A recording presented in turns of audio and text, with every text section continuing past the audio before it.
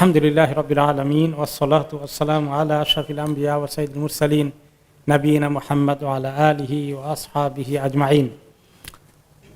সম্মানিত ভাই এবং বোনেরা, আমরা গত সপ্তাহে থেমেছিলাম যে নবী করিম সাল্লাল্লাহু আলাইহি ওয়াসাল্লামের অসুস্থতা শুরু হয়ে গেছে সফর মাসের শেষ দিক থেকে, এবং শুরু হয়েছে ওনার মাথা ধরা থেকে। মাথা ব্যথা মাথা যে ব্যথা হয়, এই মাথা ব্যথা দিয়ে শুরু হয়েছে। তিনি এখন অসুস্থ হয়ে পড়ছেন, ওনাকে আল্লাহ ইশারা দিয়েছেন সুবহানাহু ওয়া তাআলা যে ওনার সময় তো ঘনিয়ে এসেছে। তিনি এক জায়গায় এখন আল্লাহর কাছে যাওয়ার জন্য প্রস্তুতি, কয়েকটি দিনের ব্যাপার মাত্র। সফর মাসের শেষ 2-1 দিনের ভিতরে শুরু হইল অসুস্থতা, মাত্র 13 দিন থাকলেন। এখন সামনে যে কটা দিন আছে তিনি আর এই ঘোরাঘুরি না করে এক জায়গাতে রেস্ট নেবেন। এমনি ওনার নিয়ম ছিল প্রত্যেক রাতেই তিনি এক এক বিবির ঘরে থাকতেন, আবার কোনো কোনো সময় এক এক রাতে অনেক বিবিদের ঘরেও যেতেন। তো যখন ওনার অসুস্থ হয়ে গেল, তিনি ওনার বিবিদের কাছে এজেন্ট চাইলেন, পারমিশন চাইলেন, তোমরা অ্যালাউ করলে আমি আয়সার ঘরেই আমার শেষ দিনগুলো কাটাই, অসুস্থতার সময়গুলো কাটাই। তো ওনারা রাজি হয়েছেন। তো তার সেই ব্যাপারে হাদিস এসেছে যে তিনি ওই সময় যে বিবির ঘরে ছিলেন সে বিবি হচ্ছেন মাইমুনা রাদিয়াল্লাহু আনহার ঘরে ছিলেন, যে রাতটায় বেশি অসুস্থ হয়ে পড়েন, এবং সেখানে ঢোকার পরে কিছুক্ষণ পরে উনি বেশ অসুস্থ হয়ে গেলেন, শরীর খুবই খারাপ হয়ে গেল। তারপরে তিনি বাকি বিবিদের কাছে খবর পাঠালেন, মাইমুনা রাদিয়াল্লাহু আনহার কাছে খবর পাঠালেন, বা ওনাকে বললেন যে আমাকে তোমরা অ্যালাউ করলে আমি আমার রেস্টের জন্য সবার ঘরে আর এভাবে যেতে পারবো না, আমি আয়েশার ঘরের শেষ সময়গুলো, অসুস্থ সময়গুলো আমাকে কাটাতে হবে, তোমরা পারমিশন দিলে। সব বিবিরাই খুশির সাথে পারমিশন দিলেন। এমনকি মাইমুনা রাদিয়াল্লাহু আনহু ঘর থেকে তিনি বের হলেন। আব্বাস ওনার চাচা এবং আলী রাদিয়াল্লাহু আনহু ওনার জামাতা, দুইজনের কাঁধে ভর করে তিনি মাইমুনার ঘর থেকে আয়েশার ঘরে আসলেন। হাঁটতেও পারছেন না রাসূলুল্লাহ সাল্লাল্লাহু আলাইহি ওয়াসাল্লাম, দুইজনের কাঁধে ভর করে আসলেন। ওনার পাগুলো জমিনে ছেঁচড়িয়ে যাচ্ছিল, অথবা তিনি কোন রকমে এমনি করে পা দিচ্ছিলেন ওনাদের কাঁধে হাত রেখে। এই বিষয়ে বিস্তারিত হাদিসে আয়েশা রাদিয়াল্লাহু আনহা বলেন যে যখন রাসূলুল্লাহ সাল্লাল্লাহু আলাইহি ওয়াসাল্লাম মাইমুনার ঘরে ছিলেন, তখনই অসুস্থ হয়ে পড়লে তিনি সমস্ত বিবিদের কাছে খবর পাঠালেন যে আমার বাড়িতে যেন আমার ঘরেই যেন ওনার থাকার চূড়ান্ত সময়গুলো কাটে। তারপরে সবাই পারমিশন দিলে তিনি আব্বাস এবং ওনার চাচা আরেকজন লোকের কাঁধে ভর দিয়ে আসলেন। তিনি বললেন আরেকজন লোক বলে পরে বললেন হুয়া আলী ইবনে আবি তালেব। আসলে আরেকটা লোক হচ্ছে আলী ইবনে আবি তালেব। এখানে একটা ইঙ্গিত আছে, আলী ইবনে আবি তালেবকে তিনি বলার আগে আরেকজন লোক বললেন কেন? আলী রাদিয়াল্লাহু আনহুর উপরে ওনার একটু মনোকষ্ট ছিল। মানুষ হিউম্যান উইকনেসের উপরে উঠতে পারে না। মনোকষ্ট কেন ছিল? যখন আপনারা শুনেছেন গত বছর বা তার আগের বছর রাসূলুল্লাহ সাল্লাল্লাহু আলাইহি ওয়াসাল্লামের প্রিয়তমা বিবি আয়েশা রাদিয়াল্লাহু আনহার চরিত্রে কলঙ্ক লেপন করে কিছু কথা ছড়িয়ে গিয়েছিল, মনে আছে তো? এবং এটা প্রায় অনেক দিন, 1 মাসেরও বেশি ওহী নাজিল হয়নি। রাসূলুল্লাহ সাল্লাল্লাহু আলাইহি ওয়াসাল্লাম মা আয়েশা থেকে শেষ পর্যন্ত ওনাকে বাপের বাড়িতে পাঠিয়ে দিলেন। মা আয়েশা কাঁদছেন, এবং তিনি কি আসলে কোনো অন্যায় করেছেন না করেন নাই, আল্লাহর কাছে ওহী না আসলে রাসূলুল্লাহ সাল্লাল্লাহু আলাইহি ওয়াসাল্লাম তো গায়েব জানেন না। জানেন নাকি গায়েব? যারা বলে আল্লাহ নবী আলিমুল গায়েব, এই কথা ঠিক নাকি? আলিমুল গায়েব কে? আল্লাহ তাআলা। রাসূলুল্লাহ সাল্লাল্লাহু আলাইহি ওয়াসাল্লাম এটা বলছেন না যে আয়েশা তো ভালো মানুষ, এটা এগুলো কিছু করেন না, তোমরা কি বলো? তিনি তো গায়েব জানেন না, তিনি আল্লাহর ওয়াহির অপেক্ষায় আছেন। অনেকদিন চলে গেল, আসলো না। ইতিমধ্যে রাসূলুল্লাহ সাল্লাল্লাহু আলাইহি ওয়াসাল্লাম কিছু লোককে জিজ্ঞাসা করেছেন যে আয়েশার চরিত্রটা কেমন, তোমরা কোনো সময় দেখছো নাকি তার চরিত্রের মধ্যে উল্টাপাল্টা কিছু আছে? ওনার খাদেমাকে জিজ্ঞেস করলেন, খাদেমাকে, যিনি মা আয়েশার খাদেমা, জিজ্ঞেস করলেন তোমাদের মা কেমন, ওনার চলাফেরা কিছু তোমাদের সবার সন্দেহ হয়, কিছু হয়?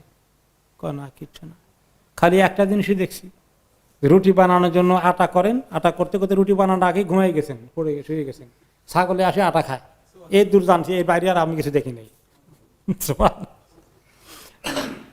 পরে রাসূলুল্লাহ সাল্লাল্লাহু আলাইহি ওয়াসাল্লাম আলী রাদিয়াল্লাহু আনহুকে জিজ্ঞেস করলেন যে তোমার ধারণা কি আয়েশার ব্যাপারে, আমাকে বলো, আমি কি সিদ্ধান্ত নেব, আয়েশাকে রাখবো না রাখবো না? তার ব্যাপারে তোমার মনোভাব কি? উনি তো আর জানেন না কিছু। তিনি বলেন, ইয়া রাসূলুল্লাহ, দুনিয়াতে মহিলার অভাব আছে নাকি? যদি আপনার মনে করে আপনি স্যাটিসফাইড না হন, তাহলে তো আপনি চাইলে ওনাকে ত্যাগ করে আপনি আরেকজন মহিলা নিতে পারবেন। উনি এটা বলেন নাই যে আয়েশা দোষী আর নির্দোষ, এটাও বলেন নাই। তো এই খবরটা আয়েশা রাদিয়াল্লাহু আনহার কাছে গেছে, উনি খুব মাইন্ড করেছে। ওই মাইন্ড করাটা অনেক কষ্টটা মনে রয়ে গেছে। তো এই জন্য এই সময় যে কাহিনী তিনি রেওয়ায়ত বললেন যে আব্বাসের হাতে ছিল, কাঁধে ছিল এক হাত, আর এক হাত ছিল আরেকটা লোকের হাতে, আর সেই লোকটা হচ্ছে আলী ইবনে আবি তালেব। তো ইমোশনাল মহিলারা একটু ইমোশনাল বেশি হয়, ঠিক কিনা? আবেগ। এই কথা আমি প্রায় খুতবাতুন নিকাহ নেকার খুতবাতে বলি যে মহিলারা একটু আবেগ ইমোশন বেশি না কম? বেশি। পুরুষ আর মহিলা এই তর্ক বিতর্ক স্বামী স্ত্রীর মধ্যে মাঝে মধ্যে কিছু হয়, এখন হইলে মহিলাদের আবেগ ইমোশন চট করে পিকে উঠে যায়, একেবারে মারাত্মক পর্যায়ে চলে যায়। এখন পুরুষ যদি সেই লেভেলে শুরু করে দেয় তাহলে তো অবস্থা খুব খারাপ হয়ে যাবে। আল্লাহ তাআলা পুরুষদেরকে বেশি করে শপথ দান করুন। ক্লিয়ার হয়েছে? সবাই মানিয়ে রাখতে হবে যে পুরুষদের সঙ্গে তালে তালে এক সমানে যাওয়া যাবে না, মহিলাদের সাথে পুরুষদেরকে সবর বেশি করতে হবে। আল্লাহ তাআলা সবরের তৌফিক পুরুষদেরকে বেশি দিয়েছেন। আমরা মাঝে মধ্যে হয়তো দুর্বলতায় ভুগে পড়ি, আমরা মনে করি সেম তালে এরকম হওয়া দরকার, কিন্তু আসলে এটা ঠিক নয়। আল্লাহ তাআলা আমাদেরকে তৌফিক দান করুন সবাইকে। রাইট। মা আয়েশা রাদিয়াল্লাহু আনহা বলেন যে এর আগের রাত্র থেকেই উনি দুই এক রাত দিন আগে থেকে বলতেছেন, ও এর আগের রাত্রে যে আমি আগামীকালকে কোথায় থাকবো, সব বিবির ঘরে গিয়ে বলে আগামীকাল থেকে আমি কোন জায়গায় থাকবো। ওকে, আইনা আনা গাদান, আইনা আনা গাদান, সব ঘরে গিয়ে এই কথা বলছে। তো সবাই তো জানে ওনার দুর্বলতা কোন জায়গায় বেশি, আয়েশা রাদিয়াল্লাহু আনহার কাছে। ওনার কেয়ার, ওনার যে বুদ্ধিমত্তা, ওনার লেভেলে তো আর কেউ হবে না। এই জন্য শেষ সময়টা ওনার কাছে কাটানোর জন্য ওনার চিন্তা। তো সবাইকে বলে না যে আমার এই আয়েশার ঘরে দাও। উনি ইঙ্গিত দিচ্ছেন আইনা গাদান, আমি কালকে থেকে কোথায় থাকবো, শরীর তো খারাপ হয়ে গেছে, কালকে থেকে কোথায় থাকবো, সবাইকে এই কথা বলে। তো সবাই বুঝতে পেরেছে কোন দিকে তিনি ইঙ্গিত করেন, সবাই ওনাকে পারমিশন দিয়ে দিলেন। এরপরে তিনি ওনার ঘরে চলে আসলেন। এখন আসার পরে আস্তে আস্তে ওনার সেদিন থেকেই জ্বর খুব বেশি হয়ে গেল, একদম পিকে উঠে গেল। এত জ্বর আসলো, ওনার শরীরে হাত দিয়ে যারা দেখলেন তারা দেখলেন যে জ্বর অনেক বেশি। এই ব্যাপারে হাদিস হলো, আবু সাঈদ আল খুদরি রাদিয়াল্লাহু আনহু বলেন যে আমি এসেছিলাম রাসূলুল্লাহ সাল্লাল্লাহু আলাইহি ওয়াসাল্লামকে দেখতে ওনার অসুস্থতা কোন পর্যায়ে আছে। তো আমি ওনার গায়ের উপরে হাত দিলাম, যে দাস হয়তো বুকের উপরে হাত দিয়েছি, ওনার গায়ের উপরে ল্যাপ জাতীয় কম্বল জাতীয় কিছু আছে, তার উপরে আমি হাত দিয়েছি। দেখি যে সুবহানাল্লাহ, ওনার এই ল্যাপ কম্বলের উপরে দিয়ে গরম আমার হাতে এমন লাগছে, এত বেশি জ্বর আমি কোনো মানুষের দেখিনি। তাই আমি বললাম, ইয়া রাসূলুল্লাহ মা আশাদ্দাহা আলাইক, ওহ ইয়া রাসূলুল্লাহ, কত কষ্ট যে আপনার হচ্ছে এই জ্বরে, আমি বুঝতে পারছি, এত জ্বর আপনার। ফাকাল রাসূলুল্লাহ সাল্লাল্লাহু আলাইহি ওয়াসাল্লাম ইন্না কাযালিক ইদাআফু লানাল বালা ওয়া ইউদাআফু লানাল আজর, যে আমরা নবীদের ঘটনাতে এরকমই, আমাদেরকে আল্লাহ তাআলা কষ্ট দ্বিগুণ করে দেন, কয়েক গুণ দেন তোমাদের তুলনায়, আর নেকিও আল্লাহ তাআলা কয়েক গুণ করে দেবেন।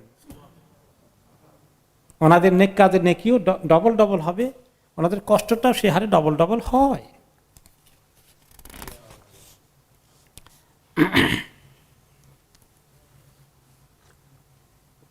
সাহাবী আব্দুল্লাহ ইবনে মাসউদ রাদিয়াল্লাহু আনহু তিনিও বলেন, দাখালতু আলা রাসূলিল্লাহি সাল্লাল্লাহু আলাইহি ওয়াসাল্লাম ওয়া হুয়া ইউআদ, আমি আসলাম ওনাকে দেখতে যে উনি প্রচন্ড অসুস্থতার মধ্যে আছেন।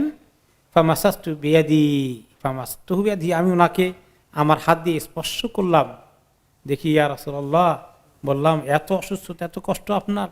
ইয়া রাসূলুল্লাহ ইন্নাকা লাতুআকু ওয়াকান শাদীদান, মনে হচ্ছে আপনার অনেক কষ্ট হচ্ছে, জ্বর অনেক বেড়ে গেছে, অসুস্থতা অনেক বেশি। তিনি বললেন, আজাল ইনি আকু কামা রাজুলানি মিনকুম, আমার অসুস্থতা যখন হয় কষ্ট, তোমাদের দুইজনের কষ্টের সমান আমার একলা হয়, দ্বিগুণ কষ্ট হয় তোমাদের তুলনায়। ফাকুলতু যালিকা আন্না লাকা আজরাইন, আমি বললাম, সাহাবী আব্দুল্লাহ মাসউদ রাদিয়াল্লাহু আনহু বলেন, এই জন্যই মানে আপনাদেরকে নেকিও আল্লাহ ডবল দিবেন, এই জন্য কষ্ট বোধহয় ডবল দেন। নবী করিম সাল্লাল্লাহু আলাইহি ওয়াসাল্লাম বলেন, আজাল, ঠিকই বলেছ, এটাই কারণ। অতঃপর তিনি বললেন যে কষ্ট শুধু আল্লাহর পক্ষ থেকে বান্দার জন্য পানিশমেন্ট না। আমাদের কষ্ট বা তোমাদের যারা মুমিন মুসলিম আসো, অসুস্থতার এই কষ্টটা আল্লাহর পক্ষ থেকে আযাব মনে করো না, পানিশমেন্ট নয়। এটা কি? মা মিন মুসলিমিন ইউসিবহু আযান মিন মারাদিন ফামা সিওয়া, যে কোনো মুসলমানের কোনো অসুস্থতা অথবা যে কোনো ধরনের কষ্ট তার উপরে নিপতিত হয়, ইল্লা হাত্তাল্লাহু বিহি সাইয়্যাতিহি, আর এই যে কোনো কষ্টের বিনিময়ে আল্লাহ তাআলা তার শরীর থেকে প্রচুর পরিমাণ গুনাহকে ঝরিয়ে দেন। কামা তাহুত্তু শাজারাতু ওয়ারাকাহা, যেভাবে শীতকালে গাছের মরা পাতাগুলো বাতাস আসলে ঝরঝর করে পড়তে থাকে, মুমিন বান্দা অসুস্থ হয়ে গেলে, তার কোনো কষ্ট হয়ে গেলে তার গুনাহগুলো ঝরতে থাকে, তাই না? এখন অসুস্থ হয়ে গেলে আমরা তো কষ্ট পাই, তো কষ্ট পাইলে আমরা মনে করি খালি শাস্তি বোধহয় হচ্ছে, কিন্তু এর ভিতরে আরেকটা সান্ত্বনা আছে যে কষ্টের সময় কি হচ্ছে, গুনাহ মাফ হয়ে যাচ্ছে। এই জন্য তিনি রোগী দেখতে আসলে দোয়া করতেন, কি বলে? লা বা'আস তুহুর ইনশাআল্লাহ, কোনো চিন্তা করবে না, দুশ্চিন্তার কারণ নেই, তুমি কিন্তু পবিত্র হয়ে যাবে, গুনাহ সাফ হয়ে মাফ হয়ে অনেক পবিত্র হয়ে যাবে। তো এই জিনিস তিনি আবার স্মরণ করিয়ে দিলেন যে মনে করো না নবীদেরকে আল্লাহ শাস্তি দিচ্ছেন, অথবা তোমাদের মুমিনদের কষ্ট হয়ে গেলে এটা আল্লাহর পক্ষ থেকে শাস্তি নয়, এটা তোমাদের জন্য কষ্টের মধ্যে বিশাল পুরস্কার নিহিত রয়েছে।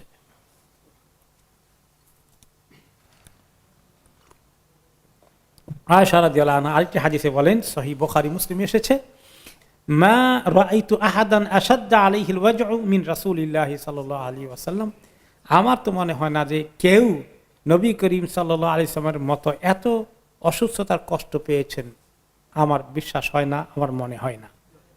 কারণ ওই যে ডবল হওয়ার কারণে।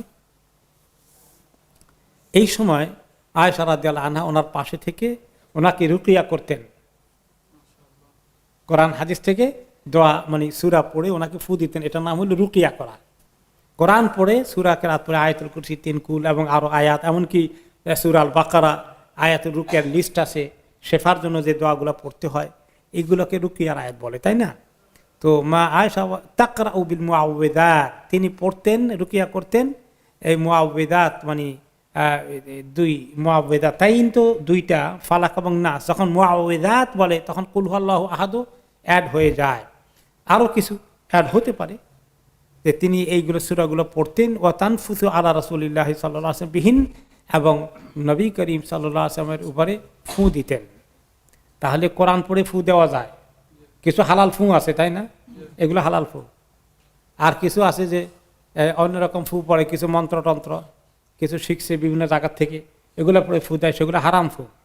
ওকে, তো এই হালাল ফু দিচ্ছেন তিনি। নবী করিম সাল্লাল্লাহু আলাইহি সাল্লাম এত বড় ব্যক্তিত্ব, ওনাকে আরেকজনের কোরআন পড়ে ফু দেওয়া লাগে, সুবহানাল্লাহ। তো এটা তো উনি তো মানুষও তো আবার, তাই না? মানুষের অসুস্থতা হয় যেটা হয়, ওনার অসুস্থতা হয়, মানুষের সুখ দুঃখ থাকে, ওনারও সুখ দুঃখ আছে। যদি ওনার শান অনেক বেশি আল্লাহ তাআলার কাছে, কিন্তু দুনিয়াবী দিক থেকে এগুলো তিনি অন্য মানুষের মতোই কিছু কিছু ওনাকে ফেস করতে হচ্ছে এবং আমল করতে হয়। তো তিনি নবী করিম সাল্লাল্লাহু আলাইহি ওয়াসাল্লামকে ফু দিতেন, আর ফু দিয়ে নবী করিম সাল্লাল্লাহু আলাইহি ওয়াসাল্লামের হাতগুলো দিয়ে মুছে দিতেন, এভাবে মুছে দিতেন ওনার হাত দিয়ে। নবী করিম সাল্লাল্লাহু আলাইহি ওয়াসাল্লাম হাতকে নিজের হাতে ধরে মা আয়েশা এমনি করে মুছে দিতেন।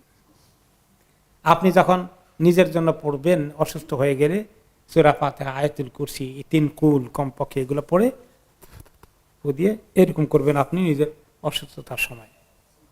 এখন রাসূলুল্লাহ সাল্লাল্লাহু আলাইহি ওয়াসাল্লাম এত দুর্বল, হাত উঠাতে পারছেন না, নিজে পড়তে পারছেন না, কষ্ট হচ্ছে, মা আয়েশা পড়ে ফু দিচ্ছেন, আর নবী করিম সাল্লাল্লাহু আলাইহি ওয়াসাল্লাম হাতগুলো উঠিয়ে তিনি ওনার কপাল থেকে হাতকে ওনার হাত দিয়ে ওনাকে মুছে দিচ্ছেন এভাবে।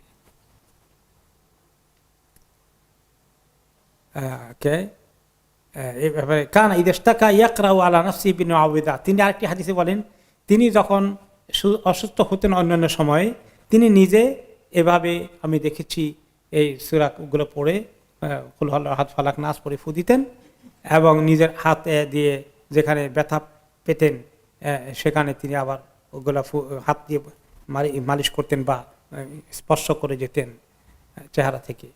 আর যখন তিনি বেশি অসুস্থ হয়ে গেলেন, ওনার জীবনের শেষ অসুস্থতা, কুনতু আকরাউ আলাইহি, আমি তখন ওনাকে পড়ে দিতাম, আর ও আমসাহু আনহু বিয়াদিহি, আর ওনার হাতটা নিয়ে আমি ধরে ওনাকে মুছে দিতাম, রাজা বারাকাতিহা, এই আশায় যে ওনার হাতের বরকতে যেন আল্লাহ তাআলা ওনাকে একটু শেফা দান করেন। এখন এই অবস্থায় তিনি বেশ কষ্টে আছেন। এই সময় নবী করিম সাল্লাল্লাহু আলাইহি ওয়াসাল্লামের ঘরে যে সমস্ত মহিলারা আছেন, ওনার বিবিরা বা ওনার আরো মাহরাম আত্মীয় স্বজন কিছু, ওনারা এসে চিন্তা করেন উনি এত অসুস্থ হয়ে যাচ্ছেন, কি করা যায়। ওনাদের মাথায় এক বুদ্ধি আসলো, কিছু হাকিমি কবিরাজি করবেন, যে হার্বাল ট্রিটমেন্ট করবেন।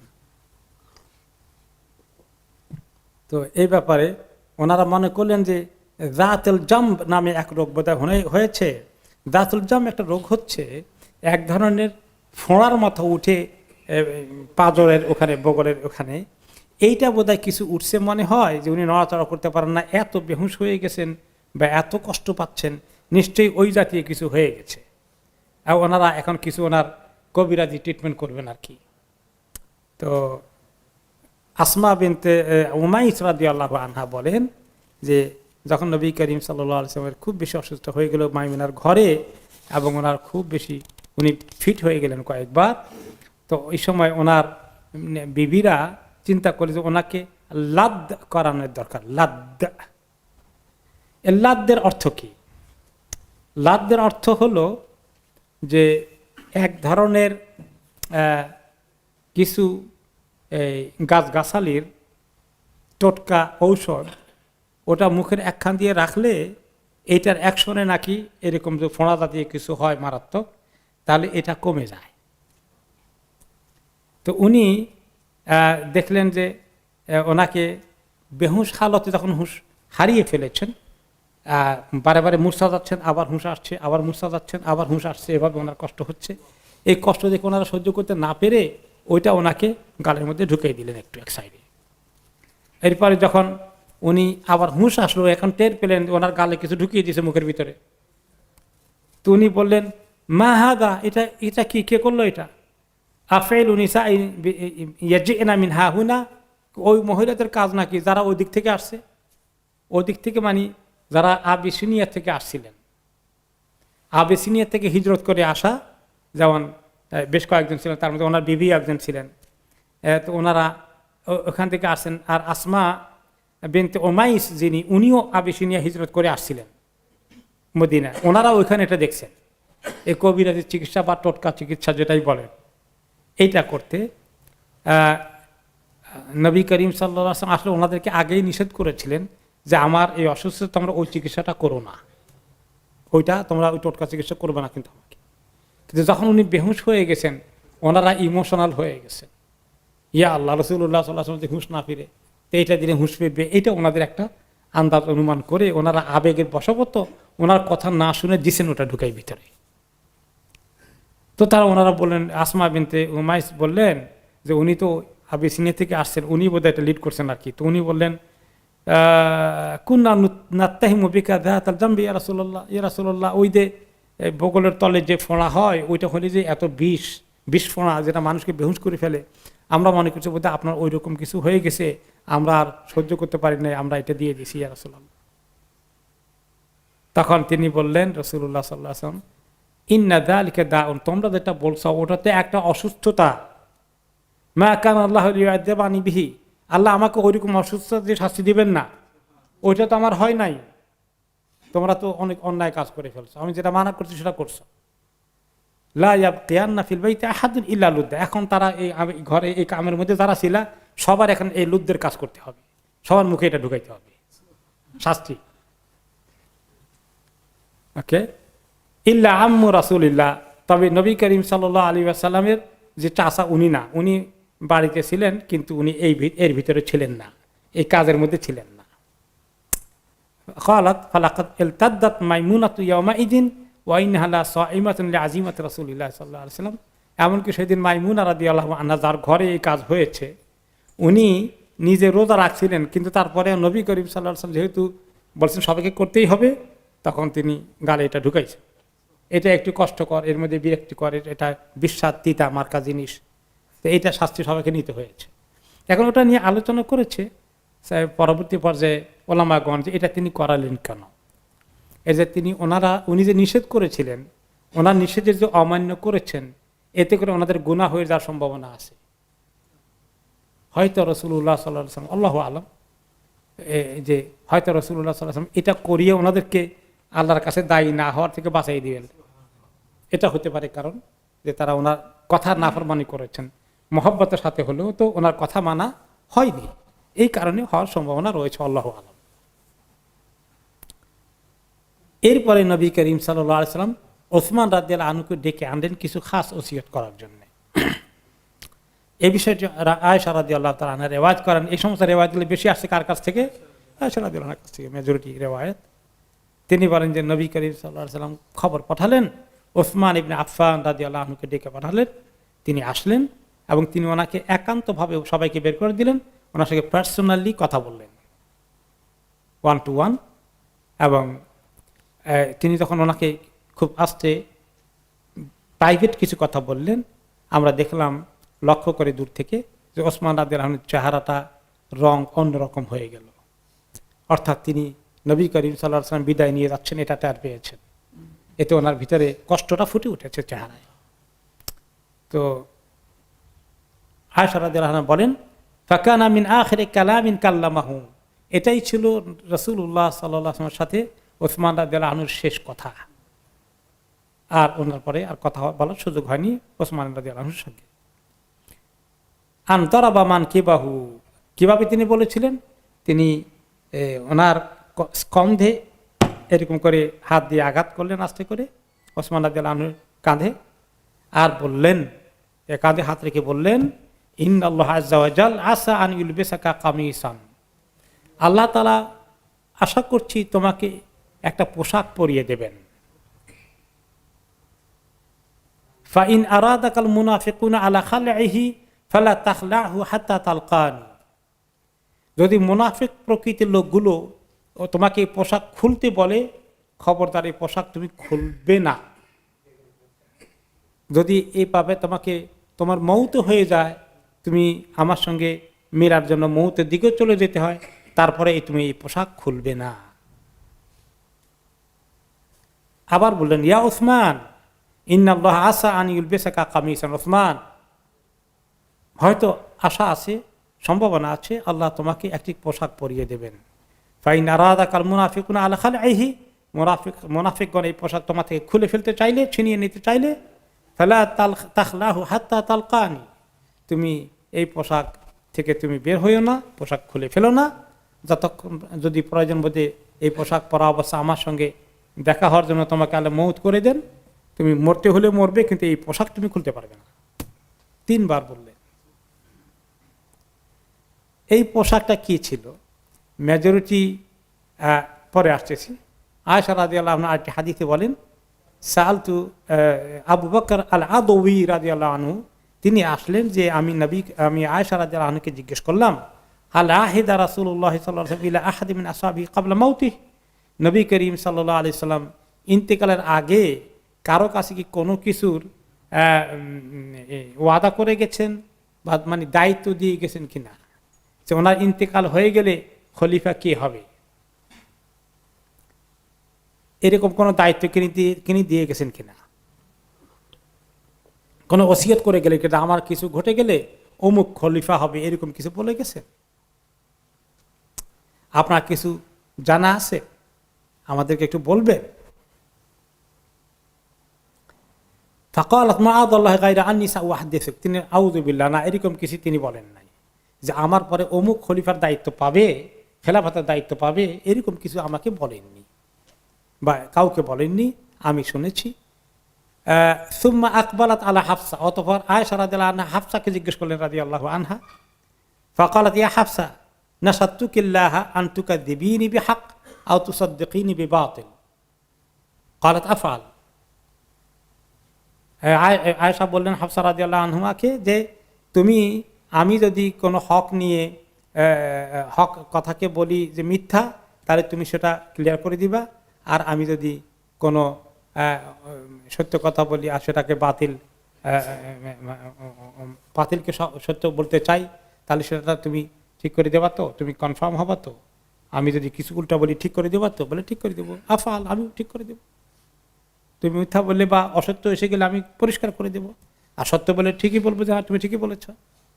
ফাকালাত আয়েশা রাদিয়াল্লাহু আনহা তখন বললেন, হাল তা'লামিনা আন্না রাসূলুল্লাহ সাল্লাল্লাহু আলাইহি ওয়াসাল্লাম উগমি আলাইহি, মনে আছে যে নবী করিম সাল্লাল্লাহু আলাইহি ওয়াসাল্লাম বেহুশ হয়ে গিয়েছিলেন ইন্তেকালের আগে কয়েকবার। ফাকুলতু, আর আমি বলেছিলাম তোমাকে, আফারাগা, আয়েশা হাফসা উনি কি চলে গেলেন নাকি, ইন্তেকাল হয়ে গেল? ওকে, কুলতু লা আদরি, তুমি বলেছিলে না আমি তো শিওর না, উনি কি আসেন না চলে গেছেন। ফাআফাকা, আবার ওনার হুঁশ ফেরত আসলো। ফাকালা সাল্লাল্লাহু আলাইহি ওয়াসাল্লাম ইফতাহু আনহু, নবী করিম সাল্লাল্লাহু আলাইহি ওয়াসাল্লাম বললেন যে তোমরা খুলে দাও তার জন্য, ইফতাহু আনহু, যে খুলে দাও তার জন্য। ফাকুলতু আবি, আমি বললাম আমার বাবা। ফাসাকাতা, তিনি চুপ করলেন। ওনার বাবাকে, আবু বকর রাদিয়াল্লাহু আনহু। ফাকুলতি আনতি আবি, আমি বললাম কি আমার বাবা। ফাসাকাতা, নবী করিম সাল্লাল্লাহু আলাইহি ওয়াসাল্লাম চুপ করে থাকলেন। হাফসার বাবাকে ওমর রাদিয়াল্লাহু আনহু। এইভাবে আমরা কথা বলছি। ফাউগমি আলাইহি সালাসান, এবং 3 বার উনি বেহুশ হয়ে গেলেন। আকুলু লাহু মিসলা যালিকা, আমি এই কথাটা আবার বারে বারে জিজ্ঞেস করছি যে আপনি কিছু কাউকে বলে যাবেন কিনা। ফাকুলতু আতা আলামিন আন্না আলাল বাবির লারাজুলান মা হুয়া বিআবি ওয়ালা বিআবিক। উনি যখন যে বলেছিলেন রাসূলুল্লাহ সাল্লাল্লাহু আলাইহি ওয়াসাল্লাম উফতাহু, মানে খোলো, মানে কেউ একজন আসছে। তা আমি বলেছিলাম আমার বাবা। হাফসা বললেন আমার বাবা। রাসূলুল্লাহ সাল্লাল্লাহু আলাইহি ওয়াসাল্লাম কিছু বললেন না। তারপরে আমি বললাম যে হে হাফসা, আতা আলামিন আন্না আলাল বাবি রাজুলান, যে গেটে আসলে একজন লোক আছে, ঢোকার জন্য এসেছেন। মা হুয়া বিআবি ওয়ালা বিআবিক, সে তোমার বাবাও না আমার বাবাও না। ফানজুরি মান হুয়া, দেখো তোকে। আমরা দরজা খুললাম, নবী করিম সাল্লাল্লাহু আলাইহি ওয়াসাল্লাম বললেন যে ইফতাহু, খোলো। আমরা খুললাম। ফাইদা হুয়া ওসমান ইবনে আফফান রাদিয়াল্লাহু আনহু, দেখি যে তোমার বাবাও না আমার বাবা না, ওসমান ইবনে আফফান রাদিয়াল্লাহু আনহু। তিনি ঢুকলেন। ঢুকার পরে রাসূলুল্লাহ সাল্লাল্লাহু আলাইহি ওয়াসাল্লাম বললেন উদনু, আরো কাছে আসো, আরো কাছে আসো। 3 বার বললেন। এসে হাত্তা ইত্তাকা রাসূলুল্লাহ সাল্লাল্লাহু আলাইহি ওয়াসাল্লাম বিয়াদিহি, তিনি পাশে বসেছিলেন। রাসূলুল্লাহ সাল্লাল্লাহু আলাইহি ওয়াসাল্লাম ওনার মাথায় উপরে হেলান দিলেন, মানে ওনার হাতের উপরে এইভাবে মাথা রাখলেন, ওসমান রাদিয়াল্লাহু হাতের উপরে। ফাজাআলাহা মিন ওয়ারাই উনুকিহি, তিনি পেছন দিক থেকে হাত দিয়ে নবী করিম সাল্লাল্লাহু আলাইহি ওয়াসাল্লামকে ধরলেন। সুম্মা সাররাহু, অতঃপর তাকে খুব গোপনে কানে কানে কিছু বললেন। ফালাম্মা ফারাগা, যখন কথা শেষ হয়ে গেল, ক্বালা ফাহিমতু, উসমান রাদিয়াল্লাহু আনহু বললেন যে হ্যাঁ আমি শুনেছি, আমি বুঝেছি, আমি বুঝতে পেরেছি আপনি যেটা বলেছেন। ক্বালা সামি'তু উযুনায়া ওয়া ওয়া'a কলবি হাত্তা ফা'আলা যালিকা 3 মাররাত সুম্মা কুবিদা রাসূলুল্লাহ সাল্লাল্লাহু আলাইহি ওয়াসাল্লাম। অতঃপর ওনার ইন্তেকাল হয়ে গেছিল পরবর্তী পর্যায়ে, সেটা পরে আরো বিস্তারিত আসবে। যে এই পর্যন্ত এই ওসমান রাদিয়াল্লাহু আনহুকে খাস কথা বলা ছাড়া আর কোনো সাহাবীর ব্যাপারে তিনি কোনো খাস কথা বলে যাননি, বলেন নাই যে ওনার পরে কাউকে খলিফা বানানো হবে, দায়িত্ব কি হবে, এভাবে পরিষ্কারভাবে তিনি কিছুই বলেননি। তো যারা যে লোকে জিজ্ঞাসা করেছিল তার জানার ইচ্ছা ছিল যে কাউকে উনি খলিফা হওয়ার জন্য এরকম কিছু বলে দিয়েছেন কিনা। কিন্তু এখানে ওসমান রাদিয়াল্লাহু আনহুর সঙ্গে তিনি যেটা বলেছিলেন যে পোশাক তোমাকে আল্লাহ পোশাক পরিয়ে দিবেন, সেটা তুমি খুলবে না, মুনাফিকরা তোমার থেকে খুলতে চাইলেও তুমি খুলবে না, মৃত্যু পর্যন্ত সেটা ধরে রাখবে। সেটার ব্যাখ্যা হচ্ছে আসলে ওসমান রাদিয়াল্লাহু আনহু একসময় খলিফা হয়েছেন। কার পরে হয়েছেন? আবু বকর ওমর রাদিয়াল্লাহু আনহুর পরে 3 নম্বরে খলিফা কে হলেন? ওসমান রাদিয়াল্লাহু আনহু। এই পোশাক বলতে এই খেলাফতের পোশাক, তিনি আমিরুল মুমিনিন খলিফা। আর মুসলিম নামধারী কিছু মুনাফিক বিদ্রোহী হয়ে ওনাকে এসে চাপ দিল যে তুমি খেলাফতের উপযুক্ত না, তুমি রিজাইন করো। নাহলে আমরা তোমাকে হত্যা করব। তিনি রিজাইন করলেন না, পদত্যাগ করলেন না। কারণ কি? রাসূলুল্লাহ সাল্লাল্লাহু আলাইহি ওয়াসাল্লাম ওসিয়ত করেছেন, তুমি এটা ধরে রাখবা। এরা মুনাফিক, এরা বাগী, এরা বিদ্রোহী, দুষ্কৃতিকারী, এরা মুনাফিক। কোন মুনাফিক ছাড়া এ আল্লাহর এবং নবীর এত ঘনিষ্ঠ সাহাবী ওসমান রাদিয়াল্লাহু আনহুকে হত্যা করে ফেলেছিল তারা। 3 দিন অবরোধ করার পরে ওনাকে হত্যা করলো তারা। তিনি তখন কোরআন শরীফ তেলাওয়াত করছিলেন এবং তারা আসছে ঘেরাও করে ঘরে ঢুকেছে। 3 দিন পর্যন্ত তিনি অবরুদ্ধ অবস্থায় আছেন, তিনি কোরআন শরীফ তেলাওয়াত করছিলেন।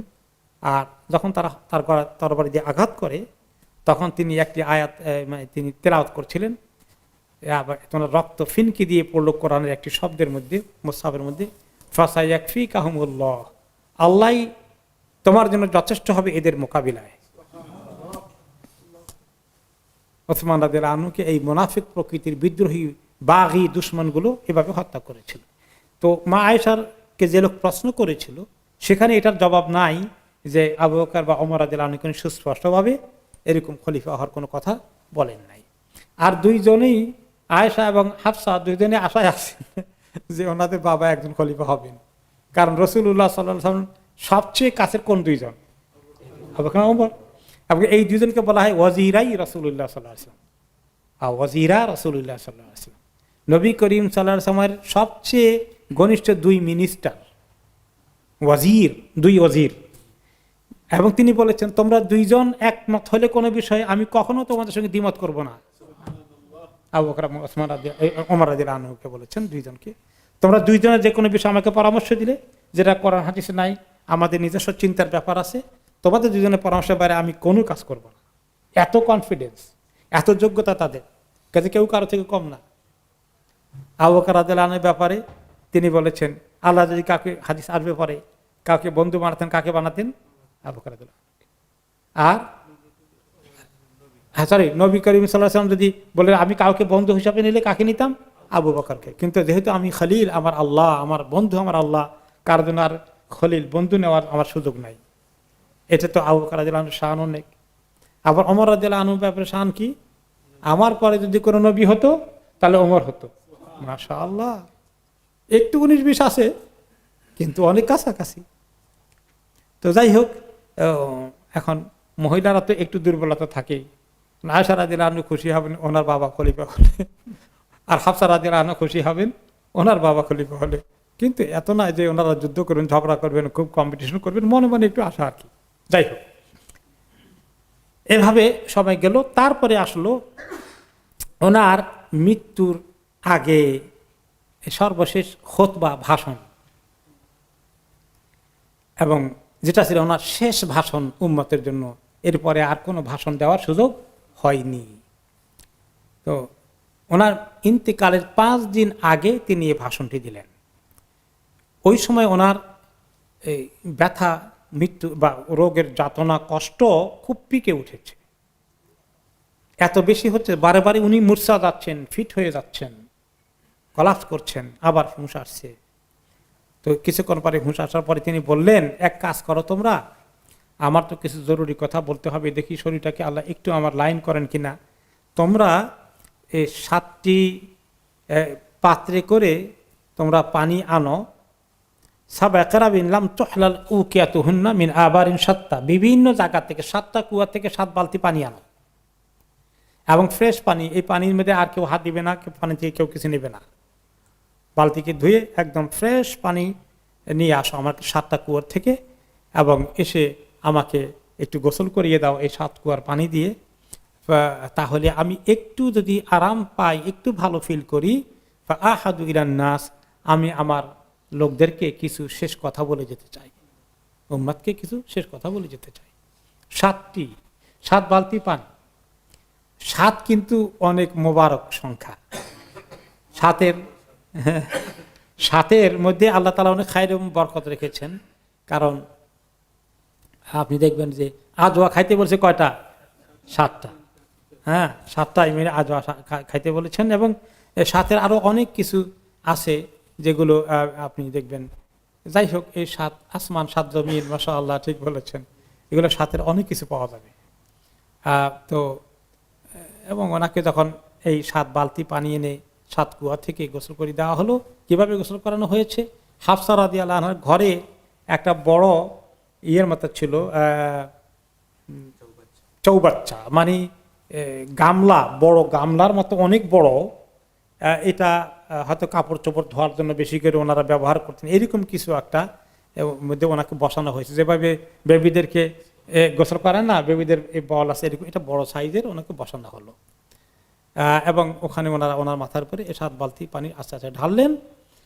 যখন উনি মোটামুটি শেষ হয়েছে, উনি ফিল করলেন যে যথেষ্ট হয়েছে, আর লাগবে না, তখন তিনি বললেন কাদ ফালতুন না, হয়ে গেছে তোমাদের, আর করতে হবে না, এখন রাখো। এর গোসলটা সেরে তিনি কিছুটা লাইট ফিল করলেন, একটু ভালো লাগছে, একটু আরাম লাগছে। এরপরে তিনি আল ফদল ইবনে আব্বাস, আব্দুল্লাহ ইবনে আব্বাসের ভাই, আব্বাস রাদিয়াল্লাহু আনহুর ছেলে, তাকে তার গায়ে তিনি ভর দিয়ে গোসলখানা থেকে বেরিয়ে আসলেন। এবং তখনও মাথা ব্যথা আছে, এক টুকরা কালো কাপড় দ্বারা মাথাকে বেঁধে নিলেন ব্যথার কষ্টকে কন্ট্রোল করার জন্য। ওয়ালাইহি মালহাফাতুন মুতাআত্তিফান বিহা আলা মানকাবাইহি, আর গায়ের উপরে এক টুকরা চাদর দিয়ে উনি এটা কাঁধের উপরে দিয়ে আসলেন এবং এসে মসজিদে ঢুকলেন, মসজিদে নাববীতে প্রবেশ করলেন। ফাসাইদাল মিম্বার, এবারে মিম্বারে উঠলেন। ওয়ালাম ইয়াসউদহু বাদা যালিকাল ইয়াউম, এই দিনের পরে আর কোনো দিন ওনার মিম্বারে উঠার আর সুযোগ হয়নি, শেষবারের মতো মিম্বারে উঠলেন।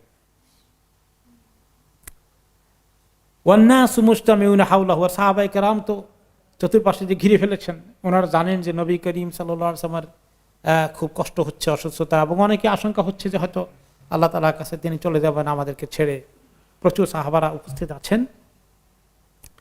অতঃপর তিনি মিম্বারে উঠে আল্লাহ তাআলার আলহামদুলিল্লাহ প্রশংসা করলেন এবং তিনি যারা শহীদ হয়েছেন ইতিমধ্যে, বিশেষ করে ওহদের ময়দানে তারা শহীদ হয়েছেন, তাদের কথা খাস করে মেনশন করে তাদের জন্য দোয়া করলেন। এরপরে তিনি এই ভাষণে বললেন একটা হাদিস, ইন্না আবদান খাইয়ারাহুল্লাহু বাইনা আন ইউতিয়াহু মিন জাহরাতিদ দুনিয়া মা শা ওয়া বাইনা মা ইনদাহু ফাখতারা মা ইনদাল্লাহ, যে একটা লোককে, আল্লাহর এক বান্দাকে আল্লাহ অপশন দিলেন, এখতিয়ার দিলেন, চয়েস দিলেন। কি চয়েস দিলেন? যে তাকে দুনিয়ার আরো অনেক কিছু দেবেন, যা চায় তা দিবেন, আরো হায়াতে বাড়িয়ে দিবেন, যা লাগে সব দিবেন। আর সেটা নিবে নাকি আল্লাহর কাছে যা যা রেডি করা আছে ওইটা নেওয়ার জন্য আগে যাবে, এই এখতিয়ার আল্লাহর বান্দাকে দিলেন। একজন বান্দাকে আল্লাহ এখতিয়ার দিয়েছেন, এই অফার দিয়েছেন, কোনটা নিবা তুমি? এক বান্দাকে দিয়েছেন, ওনার কথা বলছেন না, কোন এক বান্দাকে আল্লাহ দিয়েছেন যে তুমি দুনিয়ার বেশি করে নেবা নাকি আখিরাতে আল্লাহর কাছে যেটা আছে সেটা নেবা, এরকম একটা অপশন আল্লাহ তাআলা দিলেন। কথা শেষ হয় নাই। তো এই কথা এতটুকু শুনে আবু বকর রাদিয়াল্লাহু আনহু কান্নাকাটি শুরু করে দিলেন।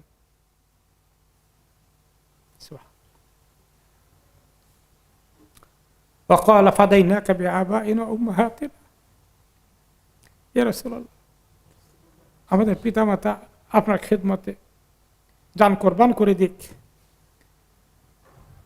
তিনি এই মন্তব্যটা করলেন। ফাআজিবা সাহাবাতু রাদিয়াল্লাহু আনহুম, সাহাবারা বলে আবু বকর কি কয় এটা? উনি করলেন কোন এক বান্দার কথা, তাকে আল্লাহ দুনিয়া অনেক কিছু দেবে নাকি আখিরাতটা নেবে, এই চয়েস দিছে। তো এখানে উনি আল্লাহ নবীর কি কথা আছে সে কেন বলে যে, ওনার কথা মনে করে সে কেন বললো যে আমার আব্বা আপনার খেদমতে উৎসর্গকৃত হোক, এটা বলে কেন? মা ইউবকি হাদা শাইখ, সে কান্নাকাটি করে কেন? কি হয়েছে, কেন সে কাঁদে? এখানেও কান্নার কিছু দেখি না আমরা। ইয়াকুনিল্লাহু খাইরা আবদান বাইনা দুনিয়া ওয়া বাইনা মা ইনদাহু ফাখতারা মা ইনদাল্লাহ, যে আল্লাহর বান্দা কোন এক বান্দাকে আল্লাহ দুনিয়া থেকে আখিরাতে বেশি দেন, তো ভালো কথা, এখানে কান্নার কি আছে? ওনারা বুঝতে পারছেন না ঘটনা কি। আবু সাঈদ আল খুদরি রাদিয়াল্লাহু আনহু, যে যিনি হাদিসটি বয়ান করেছেন, তিনি বলেন ফাকানা রাসূলুল্লাহ সাল্লাল্লাহু আলাইহি ওয়াসাল্লাম হুয়াল আবদ, আবু বকর ঠিকই বলেছেন, ওই বান্দাকে রাসূলুল্লাহ সাল্লাল্লাহু আলাইহি ওয়াসাল্লাম ওনাকে অপশন দিয়েছেন। ওয়া কানা আবু বকরিন আ'লামানা, পরে বুঝতে পারলাম আবু বকর আমাদের মধ্যে সবচেয়ে জ্ঞানী, তার জ্ঞানের লেভেলে আমরা কেউ বুঝতে পারিনি। তা কারণ নবীদের ইন্তিকালের সময় আল্লাহ তাআলা কাছে পক্ষ থেকে মালাকুল মউত আসে, তাই না? এসে কি বলেন, ইয়া রাসূলুল্লাহ, আল্লাহ তাআলা আপনার জন্য যে সময় বরাদ্দ করেছিলেন সেটার সময় তো ঘনিয়ে এসেছে, আপনার যাওয়ার সময় হয়ে গেল। যে কোনো নবীকে এভাবে আসতে হয়, এটা আদব নবীদের সাথে মালাকুল মউতের, মৃত্যু ফেরেশতার, যে আপনি কি এখন যাবেন সময় অনুযায়ী, নাকি আল্লাহ তাআলার কাছে একটু সময় চাইবেন বাড়িয়ে দেওয়ার জন্য। এই অফার দিতে হয়। এইটা হলে খেয়ার, অপশন, চয়েস দিয়েছে আল্লাহ তাআলা নবীকে।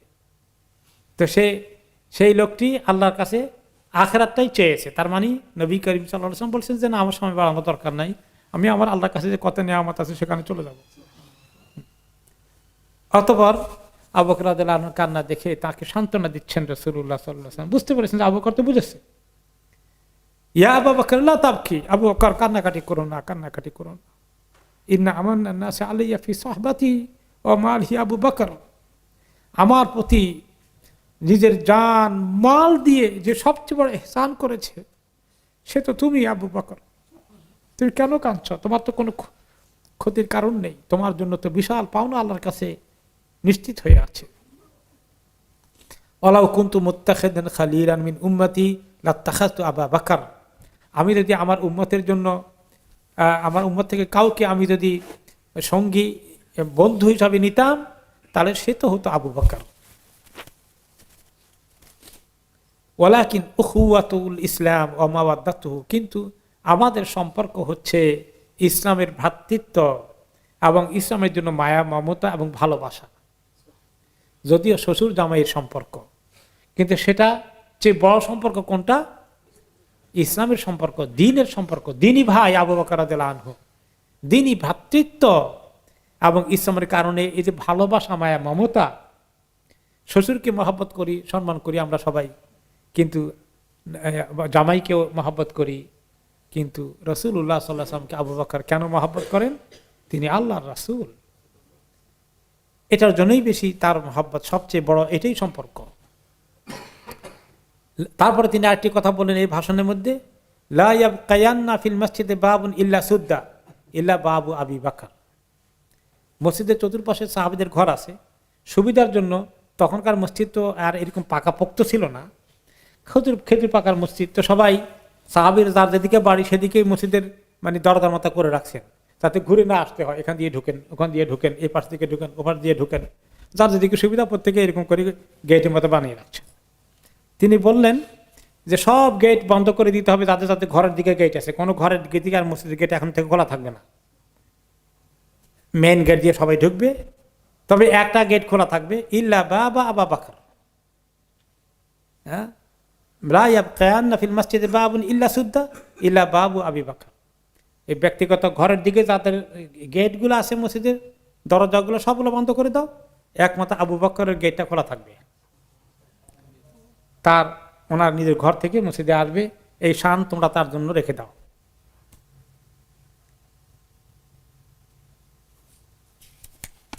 এই অতঃপর এই ভাষণের মধ্যে তিনি আরো কিছু ওসিয়ত করলেন।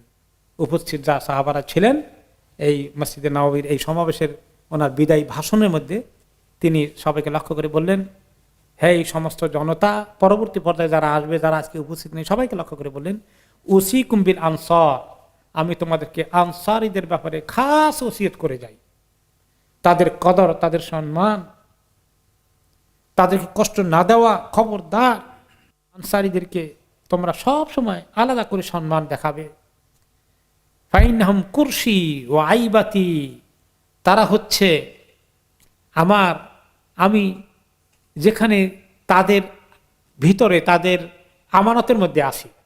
কারণ ওনারা মক্কা থেকে ওনাকে নিয়ে এসে যে আশ্রয় দিয়েছেন, আমি তাদের আশ্রয়ে লালিত পালিত, আমি তাদের আশ্রয়ে দ্বারা বেষ্টিত হয়ে আছি। তারা আমাকে এই সুযোগ দিয়েছে, মদিনায় এসে আমার পিছনে তারা সমস্ত কিছুকে উৎসর্গ করে দিয়েছে। তোমরা তাদেরকে সব সময় সম্মান করবে। ওয়াইবাতি, এবং তারা হচ্ছে আমার নির্ভর করা, তারা আমার, তাদের উপর আমি নির্ভর করে এই মদিনায় ইসলামের সব কিছু আল্লাহ তাআলা এখান থেকে শুরু করার, ছড়িয়ে দেওয়ার সুযোগ দিয়েছেন। তারা যদি এই হেল্প না করতে, জায়গা না দিত, তাহলে ইসলামের এই অবস্থা হতো না আজকে, তা তোমরা দেখতে পাচ্ছ। কাজে খবরদার খবরদার, তাদের অবদানকে তোমরা সবসময় শ্রদ্ধার সাথে স্মরণ করবে। ওয়াকাদ কাদাউল্লাযী আলাইহিম, তাদের যে দায়িত্ব ছিল আল্লাহর পক্ষ থেকে আল্লাহ নবীকে দিনের জন্য সবকিছু রেডি করে দেওয়া, সমস্ত রিস্ক নেওয়া, গোটা আরব দেশের লোকদেরকে দুশমন বানানোর পর্যন্ত তারা রিস্ক নিয়েছে, তাদের চূড়ান্ত দায়িত্ব তারা পালন করেছে। ওয়াবাকি আল্লাযী লাহুম, কিন্তু তাদের যে পাওনা সেটা রয়ে গেছে আল্লাহর কাছে, তারা কি যে বিশাল পাওনা পাবে সেটা রয়ে গেছে। কাজে আমি ওসিয়ত করি, ফাকবালু মিন মুহসিনিহিম ওয়া তাজাওয়াজু আন মুসিইহিম, তাদের যারা ভালো কিছু তোমাদের সঙ্গে যদি ভালো ব্যবহার করে, তাদের ভালো ব্যবহারকে তোমরা অন্তর দিয়ে সম্মানের সাথে কবুল করো।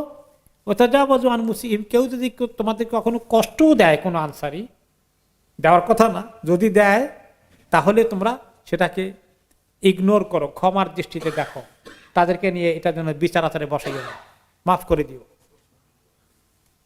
অনেক আয়াতে আসছে আইয়ুহান নাস ইন্নান নাস ইয়াকসিরুনা ওয়া তাকিলুল আনসার, আরেকটি কথা বললেন যে শোনো, আস্তে আস্তে মানুষ মদিনায় অনেক বাড়তে থাকবে, আর আনসারীরা কমতে থাকবে, আনসারের সংখ্যা কমবে, কারণ মানুষ তো অনেক বেশি হবে, আরো কত লোক মদিনায় আসবে চতুর্দিক থেকে, আনসারীদের সংখ্যা আস্তে আস্তে মাইনরিটি হয়ে যেতে পারে। হাত্তা ইয়াকুনু কাল মিলহি ফিত তাআম, তাদের সংখ্যা কমতে কমতে এমন হবে খাবারের মধ্যে লবণ যত দেওয়া লাগে ওই পরিমাণ তাদের সংখ্যা হয়ে যাবে, তার অনেক কমে যাবে। কেউ কেউ বলেছেন যে আনসারদের বংশ বিস্তার একটু কম হয়েছে, কম হবে, এটা নবী করিম সাল্লাল্লাহু আলাইহি ওয়াসাল্লাম জানতেন, সেটা দিকে ইঙ্গিত করেছেন। আর এটা আরেকটা ব্যাখ্যা হতে পারে যে কত কবিরা থেকে, কত দূর দূরান্ত থেকে মানুষ যখন বাড়বে ইসলামে কবুল করেছে, যারা অনেক বেশি মদিনার বাইরে, আর মদিনার ভিতরে এই কয়জন, নাম্বার কম না অনেক সেই তুলনায়, এটাও হতে পারে। কাজেই ওদেরকে মাইনরিটির মতো ব্যবহার করো না, তাদেরকে তোমরা সেই আসল সম্মানের আসনে রাখবা সবসময়। ফামান ওয়ালিয়া মিনকুম আমরান ইয়াদুররু ফীহি আহাদান আও ইয়ানফাউহু ফালইয়াকবাল মিন মুহসিনিহিম ওয়া ইয়াতাজাওয়াজ আন মুসিইহিম, তোমাদের কেউ যদি কোনো দায়িত্ব পায়, যে দায়িত্ব পেলে কারো ক্ষতি করা যায় অথবা কারো ফায়দা করা যায়, এরকম কোনো দায়িত্বশীল কেউ আসলে মদিনায় কোনো সময়, গভর্নর হলে, দায়িত্বশীল হলে, আমির হলে, আমার পরের কথা পরবর্তী পর্যায়ে তারা যেন মদিনার লোকদের ভালো কিছু করলে সেটার জন্য কৃতজ্ঞতা স্বীকার করে, শুকরিয়া করে এবং কবুল করে।